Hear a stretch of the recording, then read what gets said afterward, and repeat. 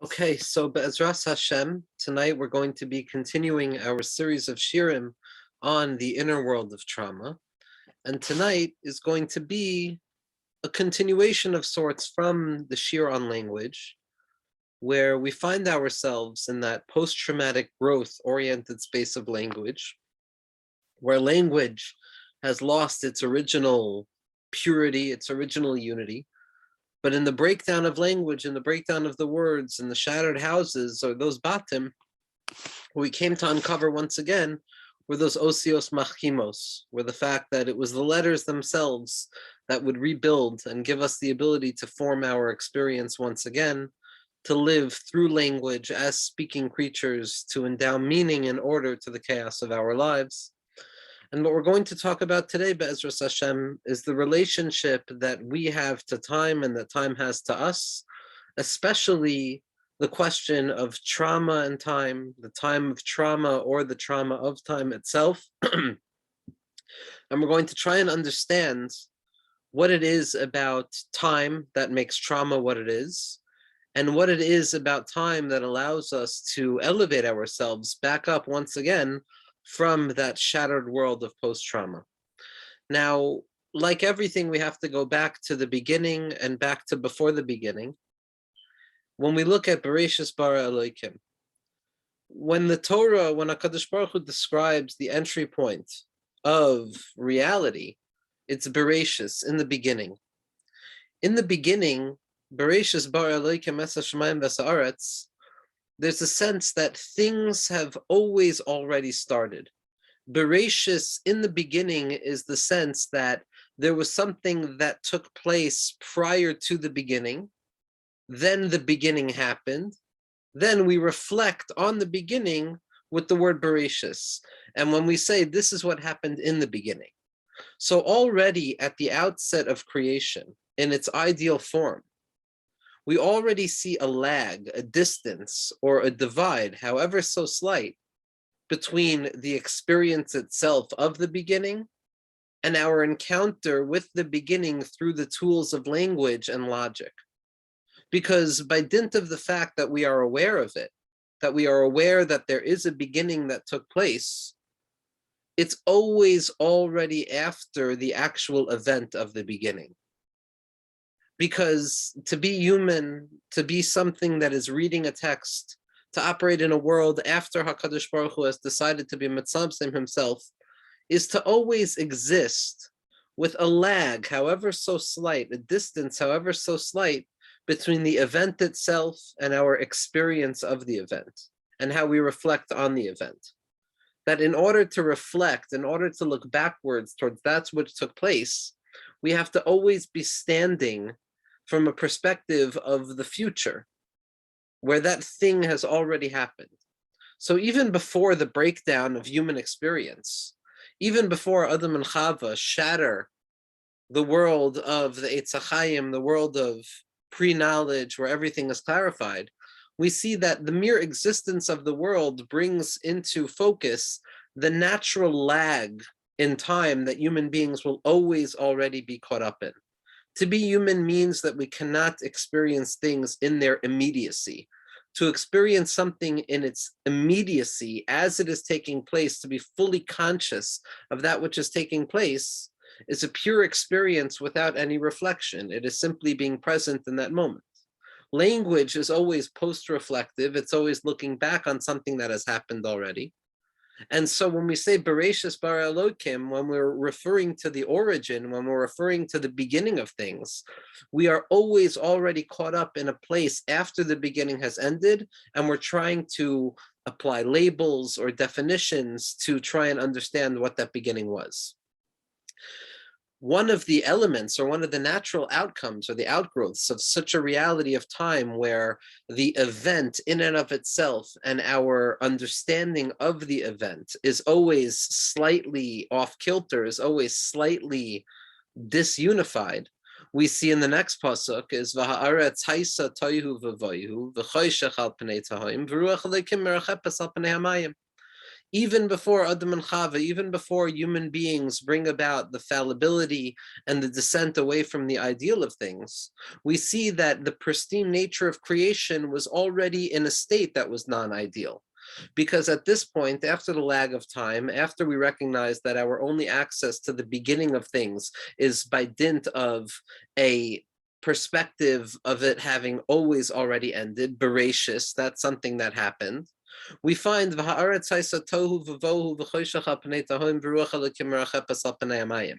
the land was desolate, it was tohu v'vohu. The haaretz haisa tohu v'vohu. The Meforshim pick up on the fact of v'haisa. What does it mean v'haisa?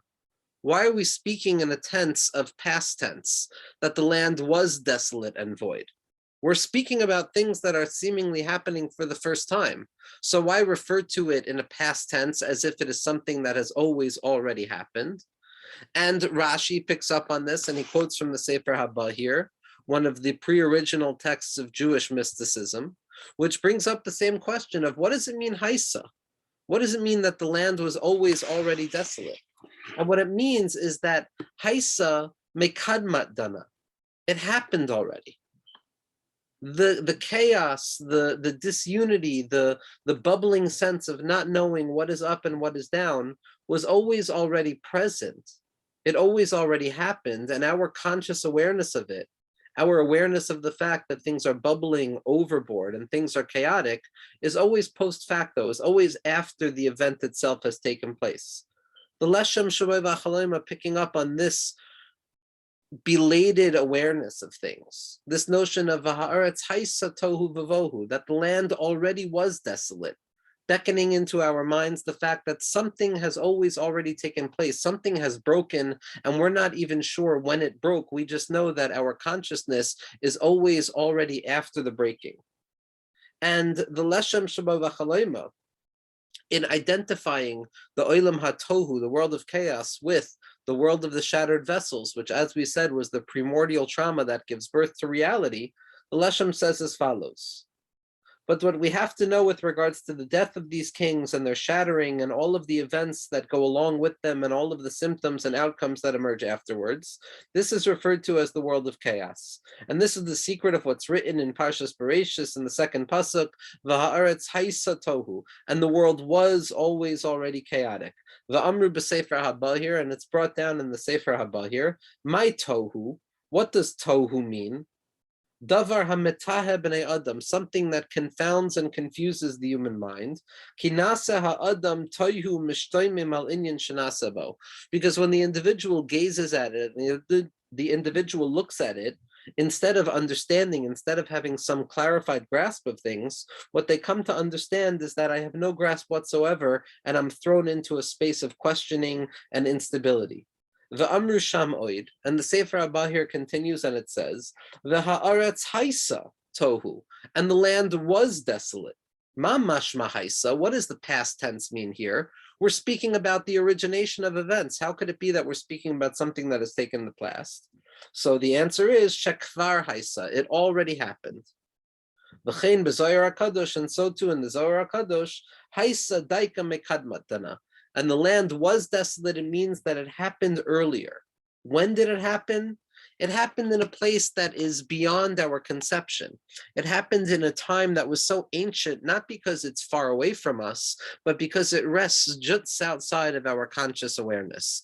That already at the outset of creation, even in the ideal setup of things, there is a gap, there is a distance between the thing itself and our immediate awareness of that thing, and our capacity to cognitize and order and make reason to those things that happen to us.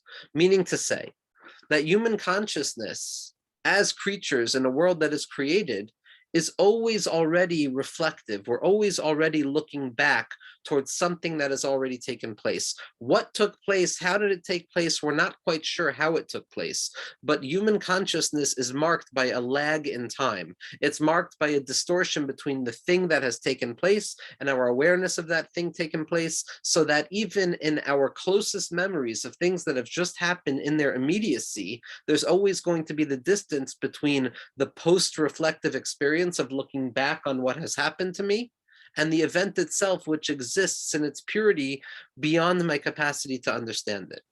Now, this is true already in the fabric of creation, that human beings have no capacity of grabbing hold of the event itself, and our experience is always reflective as to what has happened beforehand.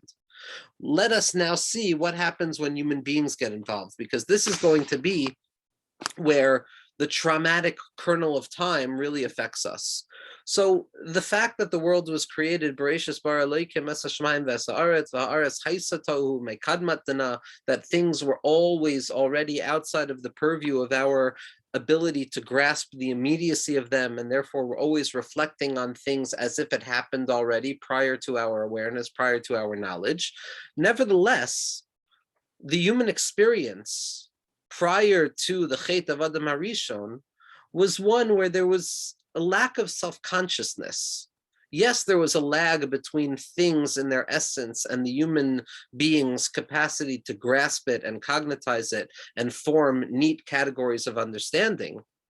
Nevertheless, we were not aware of our post-reflective nature.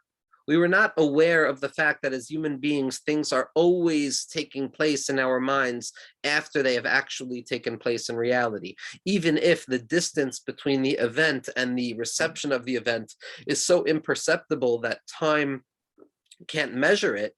Nevertheless, that inherent lag between the thing in its essence and the reception of the thing in its essence was always present. The only difference was that as we existed in Gan Eden, we weren't bothered by this. We were not aware of the separation and the gaping abyss that takes place between the essential nature of things and our human limitations of grasping things only as they appear to us. And human beings, Adam and Chava, operated in a state of unity, where this time consciousness, this time awareness, this lag, this awareness that things have always already taken place, didn't bother them.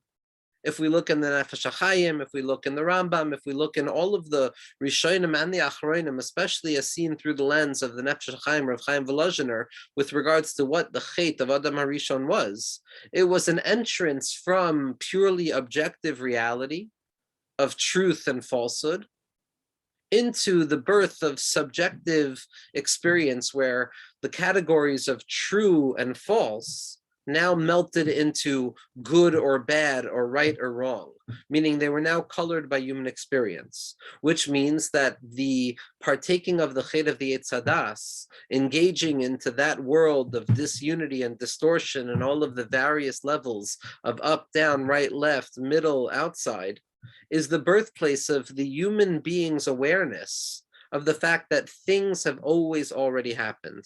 I am now born into time consciousness. I am now, as a human being, aware that I cannot truly experience the event, the moment itself, in a pre-reflective stance anymore. It now becomes abundantly clear to me, post-Chet of Adam HaRishon, that everything happens just prior to my capacity to grasp it in an understanding way.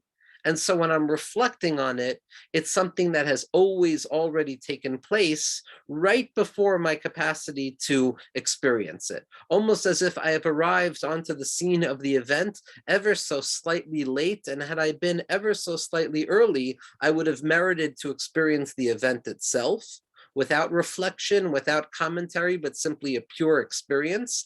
But because I tarried and because I lagged behind, I have just missed it. Something has always already just disappeared from beyond the scene. V'ha'aretz haisa tohu v'vohu. I could have experienced the tohu and the chaos, but now in my human awareness, I am simply aware that there was tohu here, and now the residual traces of tohu exists, but I can no longer grab hold of the event itself. The Chet of Adam HaRishon was the entrance into the awareness that that was our experience.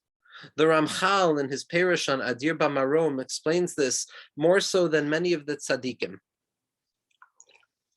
The Ramchal describes the separation between pre-time consciousness and post-time consciousness.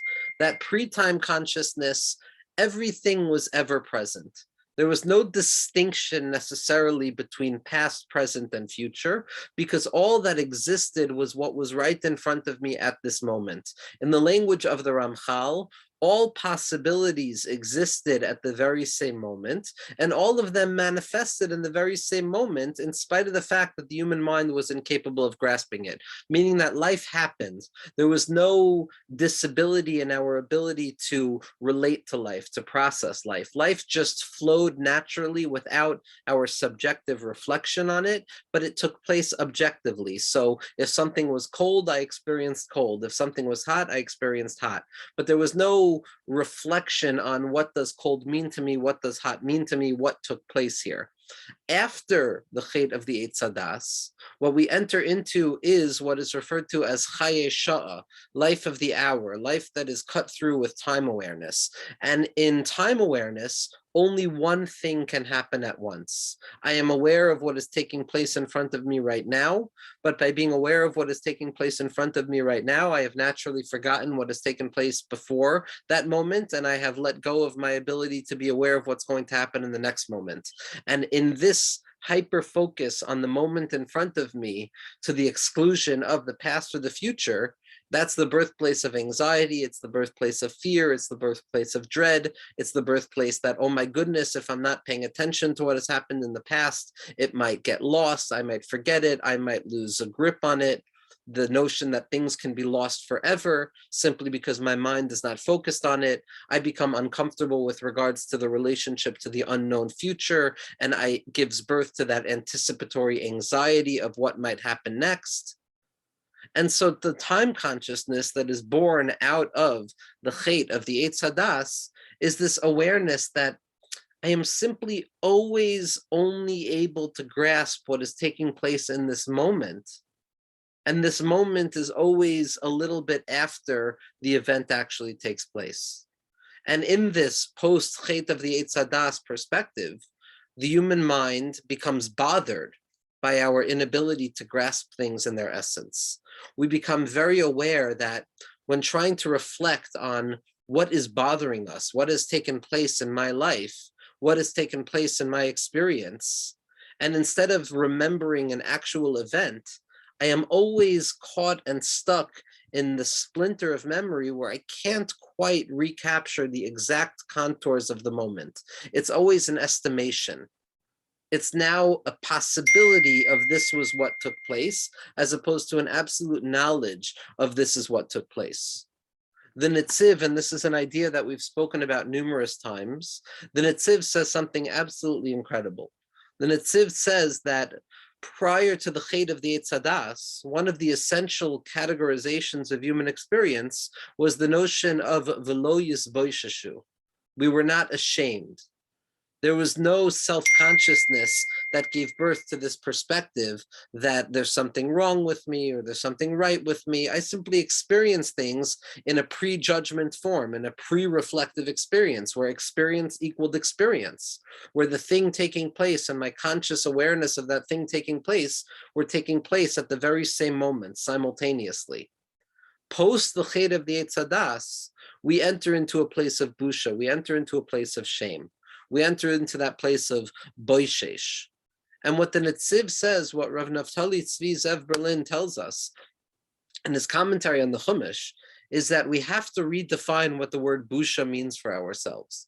Because yes, Bushah implies shame, which implies human consciousness and self-reflection, and it implies self-judgment, and it implies the possibility of feeling good about myself, or feeling low about myself, or feeling okay about myself, all of which are value judgments which are only emergent after the Chet of the Eitz Hadas, where valuing becomes a possibility, as opposed to the essential nature of things that existed before the Chet of the Eitz Hadas. But Bushah here doesn't only mean shame. The Netziv tells us that let's look at another iteration of the word Bushah in the Chumash. And the place that we find Bushah is with regards to Moshe Rabbeinu when he ascended Har Sinai to receive the Torah. And the Jewish people had expected Moshe Rabbeinu to return down to them at a particular, very specific time. And according to their calculations or their miscalculations, Moshe Rabbeinu tarried. Uboishesh Moshe Lovo. Moshe was late.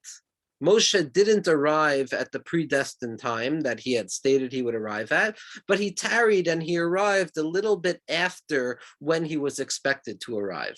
So the Netziv says that we see that the word Bushah or the word Boshesh also implies tarrying, being late, a belatedness, a perspective of always already slightly after the predestined date. And Zakt the Netziv, prior to the Chet of the Eitz Hadas, before we descended into self-consciousness, which made us very aware of the fact that as a human being, we can never experience time in its essence, but it's always a post-reflective awareness of time, we weren't bothered by it. And therefore, we didn't feel this busha, we didn't feel the sense of tarrying or always already being late. But after the Chet of the Eitz Hadas, we experience busha, we experience time consciousness, we become aware of the fact that everything that takes place is always slightly earlier than what my human conception is capable of telling me. And I'm always aware of things slightly after they took place. That human consciousness is always reflective. I'm looking back on things. I'm looking back on things, and when I try and conjure up exactly what has taken place, exactly what the moment felt like, exactly what the feeling was, exactly trying to remember the moment and the event itself, instead of finding an absolute encounter with the fullness of that event, I'm always left with a blind spot of trying to recall, trying to remember, trying to recollect this thing that stands slightly outside of the purview of my consciousness. It's always an awareness of something has happened and I'm not quite sure what it was, and I'm left trying to pick up the pieces of what it felt like to me. So I can no longer tell you exactly what has taken place. I can only speak to you about what I think has taken place. This is what it means to be a human being caught up in time consciousness. Zman, we're told, the notion of Zman is something that is only subject to post-traumatic reality. That the experience of the trauma of Shirat HaKelim, which on a language of a Kabbalistic lexicon is a descent away from the mindset of wisdom and understanding associated with Chachma and Bina, particular supernal names of godliness, and a descent into a world of emotional experience and physical experience, Zer Anpin and Malchus, which are associated with specific names of God referred to as the Shem Havaya B'Miloi Alfin, the name of HaKadosh Baruch Hu's four-letter name spelled out fully with an aleph, as well as the doubled nature of Rabbanu Shalom's name, Havaya Hakfula.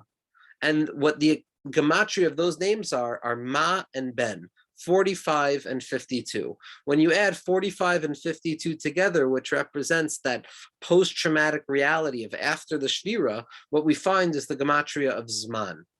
We encounter the gematria of Zman, which is 97.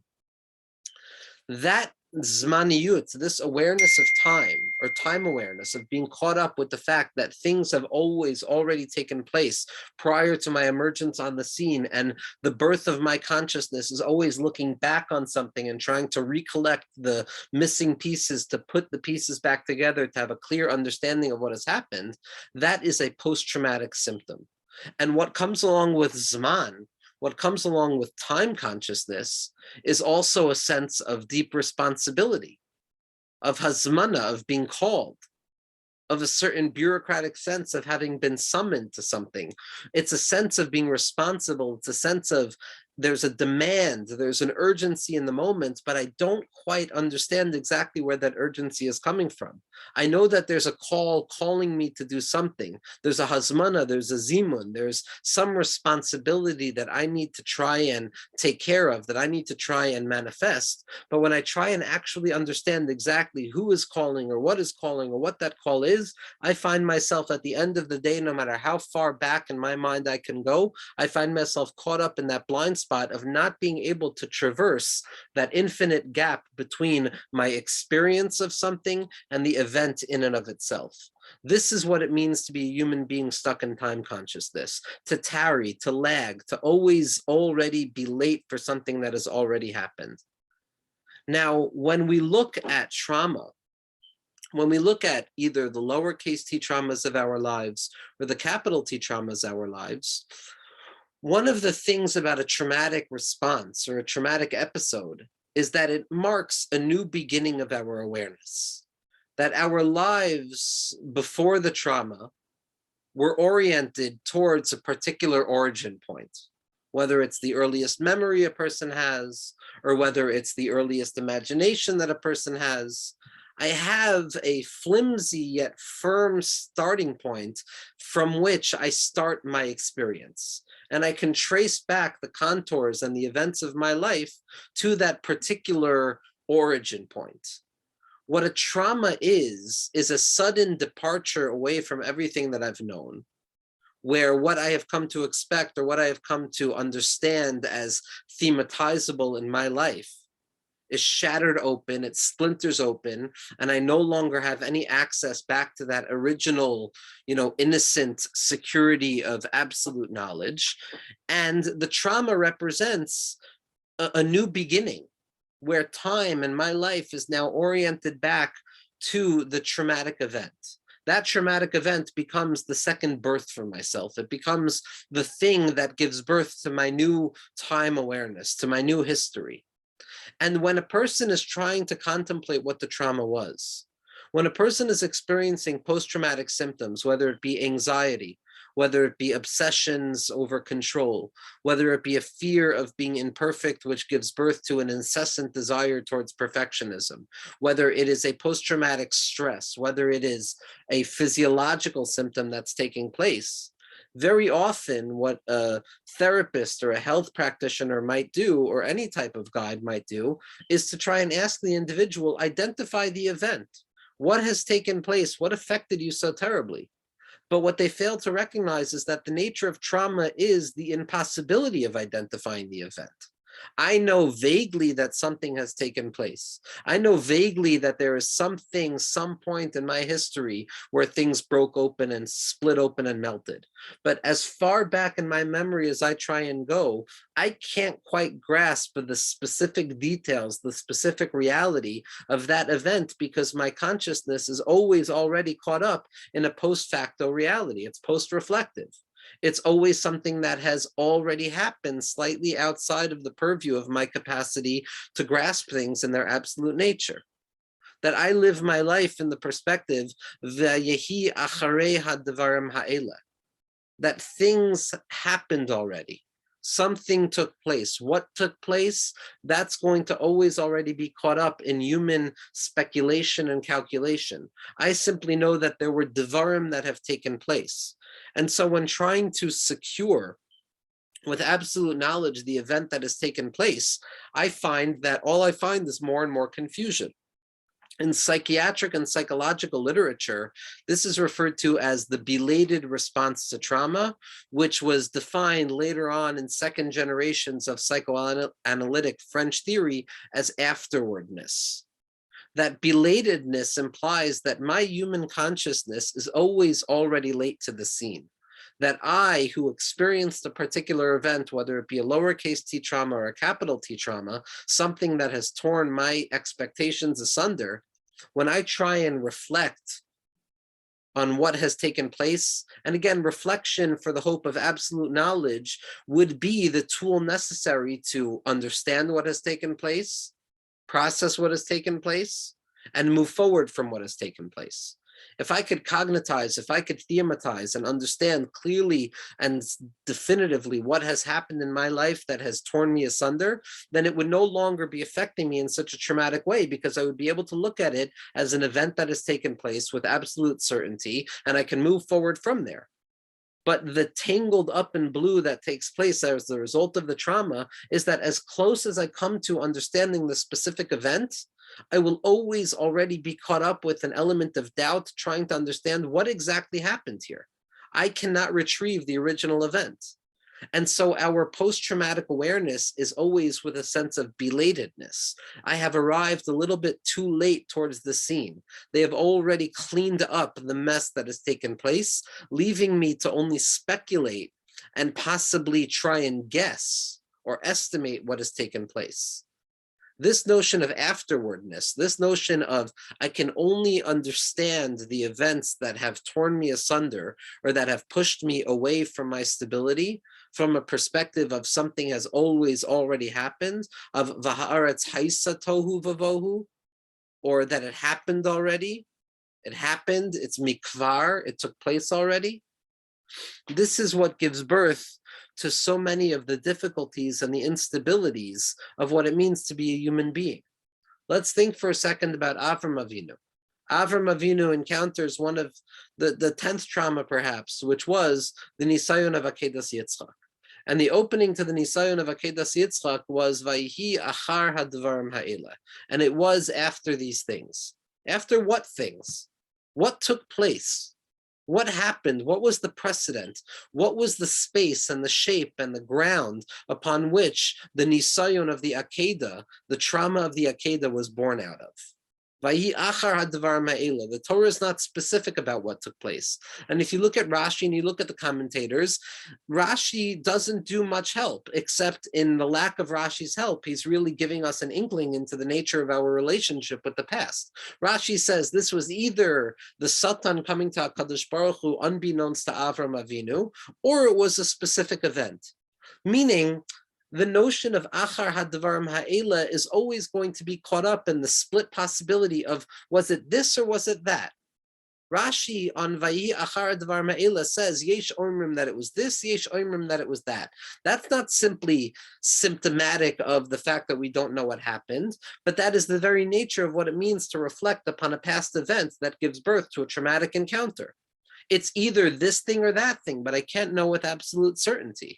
And to live my life in a perspective of Achar Hadvarim Ha'ela is always to live my life as if I am simply a little bit too late. I'm a little bit too late to understand what has actually taken place. And therefore, all of my awareness is belated, is post facto, is trying to piece the pieces and the hints back together to try and make some recollection or some picture or some memory of the previous event. But it's never an absolute grasp of what has taken place. This is what we find very often in the writings of Rabbi Nosson and Rabbi Nachman, that when describing the spiritual falls that the individual experiences, the descent from the lofty heights of spiritual awareness down to the chaotic, abysmal depths of what it means to be confused and confounded in our minds, we've discussed this before, that Rabbi Nosson never specifies exactly what has taken place. It's never after you have done X, Y, or Z, or after X, Y, or Z has taken place, but rather it's described in a very anonymous kind of subjective nature. Kish'adam nofel lamakom shenofel. When a person has fallen to the place that they have fallen to, when a person has gotten stuck in the place that they've gotten stuck in.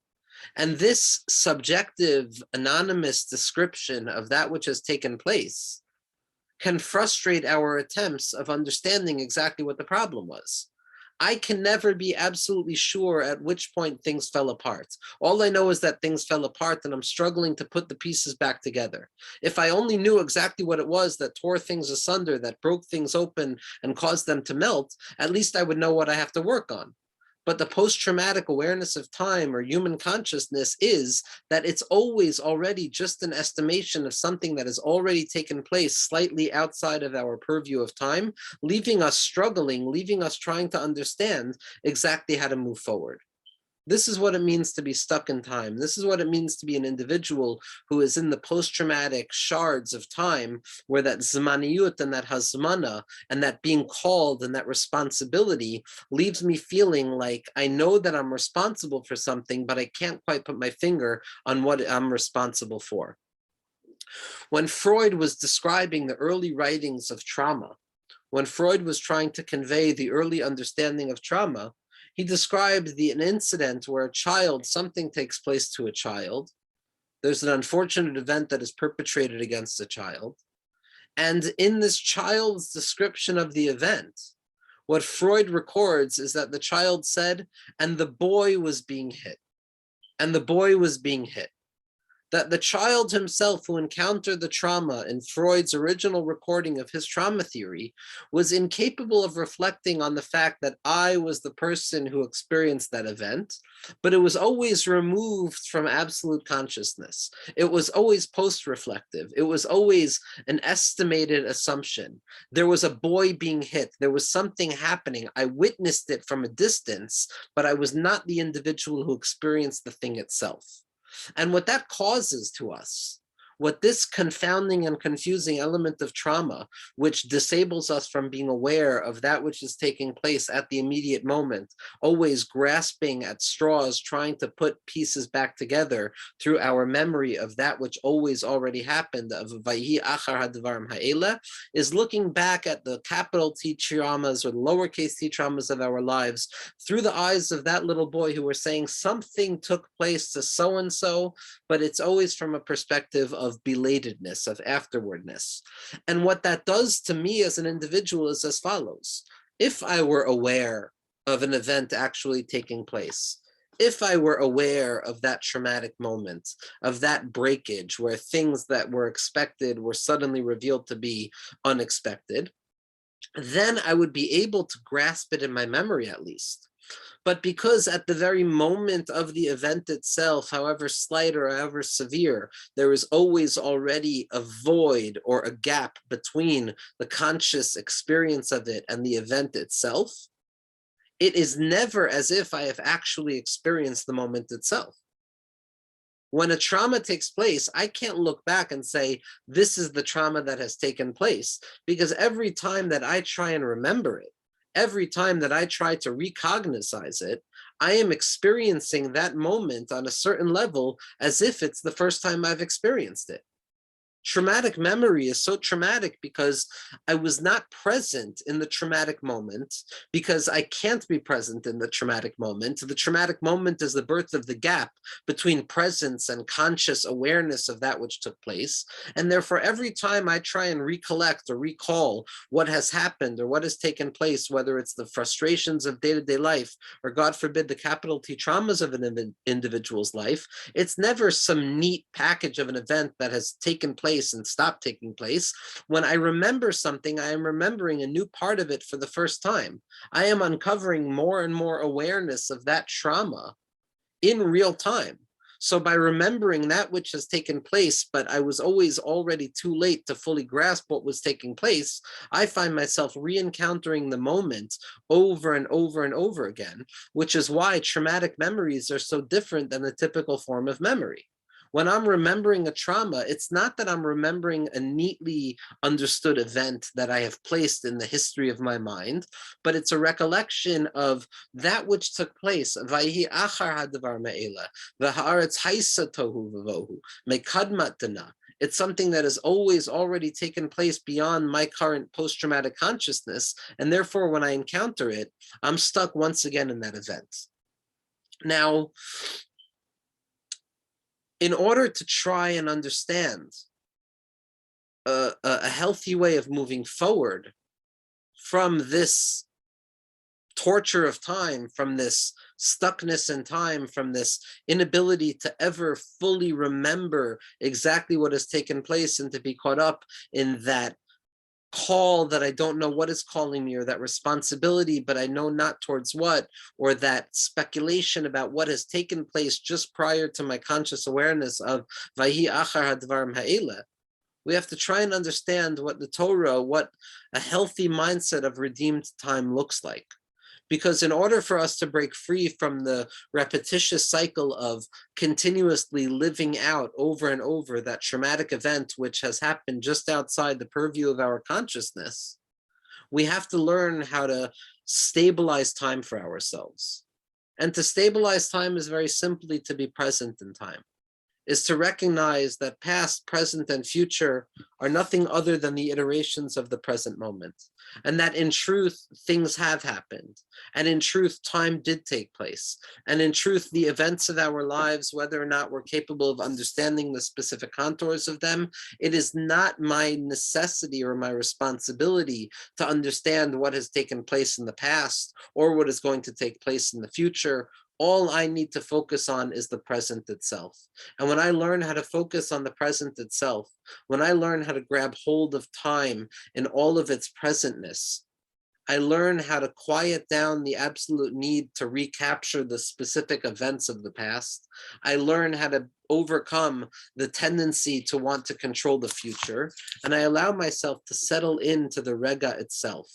It's not after the events, it's not before the events, but I am living, I am re-entering into a time before time. I am entering into that quiet space in my mind where the Eitz HaChaim is still accessible, prior to partaking from the Eitz Hadas Tov V'Ra. And I'm no longer caught up trying to remember things that have happened to me or to piece back together my own personal narrative, which will always already be caught up in the question of truth versus untruth. And I am simply present in the moment itself. I am dealing with the emotions that are present. I am dealing with the feelings that I have right now. I am allowing myself to become aware of that thing has already happened. It's not happening to me anymore. It's not taking place anymore. The danger is not there anymore. The discomfort is not there anymore. All that exists in front of me is that which is present and saturated in this moment.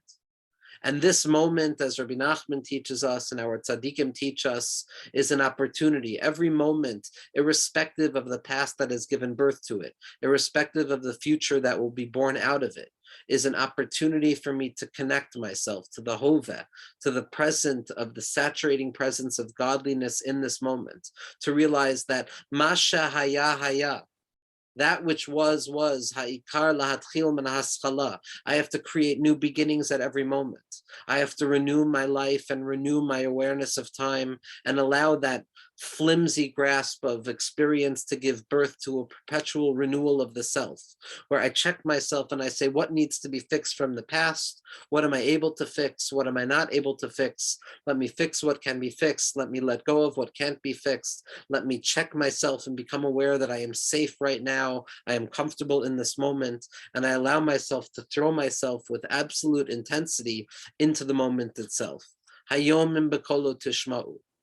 In order to fight against the post-traumatic nature of time, which tells us that we're always already too late, we have to throw ourselves into the redemptive experience of mindful time, of being present right here, right now, in this day, in this moment. In this exact experience, everything is present. Hayom im bekolo tishma'u. When I allow myself to detach myself from the past and to detach myself from the future, not to repress the symptoms of the past or the anxiety over the future, but to become aware of all that matters is what is in front of me right now and taking one step forward and living the experience of Chaye Olam, even though we live in a world of Chaye Sha'ah. To return back to a time before time, to return back to a place Lamala min Hazman, Lamala from that Hazmana, above and beyond that urgent, anxious sense of responsibility and the calmness that descends upon a person when I realize that right here, right now, things are okay. To breathe, to check myself, to look around, to smell, to hear, to ground myself in the present moment and to realize that I am here right now. Ana zamin lemeheve. The word for Eheke, that name of HaKadosh Baruch Hu's name, which is future-oriented, tells us exactly what we need to know in order to break free of that post-traumatic time. Ana zamin lemeheve. I am prepared to be. I am here right now, and in this moment, there is nothing but the present moment. The past gives birth to this moment. The future is born out of this moment, but all I have right now is what is in front of me. And what Rabbi Nachman teaches us is that if I think about anything but the present moment, if I think about anything but the redeemed moment of right now, I'm lost. I'm totally torn asunder. The past will swallow me up. The future will swallow me up. I need to ground myself and forget. I need to forget the past. I need to forget the future, but not a forgetting that comes from an unhealthy perspective of repression or suppression, but a healthy shichacha de kedusha, of entering into a place so far beyond the memories of past, present, and future, and encountering pure presentness, pure momentary experience of that which is present right now with non-judgmentality, And in that moment, I am capable of uncovering for myself what it means to live a world of the future in the present right now. If I'm so afraid that I have always already missed something, that something stands right outside the purview of my consciousness that I'm missing, then I have to learn how to believe that everything that I could possibly ever need to encounter or be aware of is here right now in this moment. As Rabbi Nachman teaches us in Torah Ha'erev, as Rabbi Nachman teaches us in his famous teaching about time, he says as follows, that one of the major principles in the service of God is that an individual should not place in front of their eyes anything but today, whether it be in physical circumstances or whether it be in spirituality. I should not nor can I place anything but this particular day, and not only this particular day, but this particular hour in front of me. Because when I think about the past or the future, the burden of experience feels far too large. The brokenness of the past or the anticipatory fear of the future destroys my ability to grab hold of the moment. And it's impossible. It's impossible for me to move forward. But when I place nothing but the present day, the present hour in front of me, then I'm free to serve God. I'm free to be myself in this particular moment. And when we see these measurements of a day, it's very important to remember that there are no days, there are only hours. And there are no hours, there are only minutes. And there are no minutes, there are only seconds. And there are no seconds, there are only moments. When we learn to uncover the ultimate fact that all that I need is present in front of me right now, I can experience Olamecha Tira B'chayecha. And yes, the tohu is there. Yes, those things have happened. But the ikr question now is, how do I move forward? How do I build myself out of that and move forward? And to break free from that Bushah, from that notion of being too late, and beginning to believe that I am exactly where I need to be at this moment, and to allow myself to live b'mei menuchos, with a calmness that I'm not missing anything, that I'm not running anywhere, but rather I am here right now. And in that moment, a person can check themselves and remind themselves that they're okay, that the trauma has already happened, that things have already broken, and at this point, we're already in a process of building ourselves up again, day in and day out, Be'ezras Hashem.